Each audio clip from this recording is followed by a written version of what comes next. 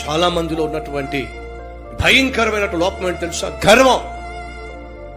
భయంకరమైన కూనికోరు పనులు చేసి ఉండకపోవచ్చు, భయంకరమైన నీచమైన కార్యాలు చేసి ఉండకపోవచ్చు, కానీ నీలో ఉన్న నిన్ను నరకానికి తీసుకెళ్లేటటువంటి లక్షణం ఏంటి తెలుసా? గర్వం. ఏమిటా గర్వం? నీ తప్పును నీవు ఒప్పుకోలేని గర్వం, పాపమును నీవు గుర్తించలేని గర్వం.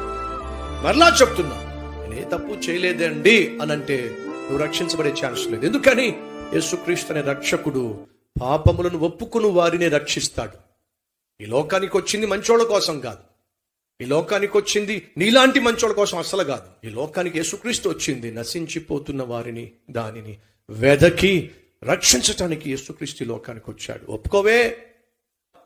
ఎవరైతే తమ తప్పును గ్రహించగలరో వారే రక్షకుణ్ణి గుర్తించగలరు, రక్షకుణ్ణి అంగీకరించగలరు, రక్షకుని ద్వారా క్షమించబడగలరు.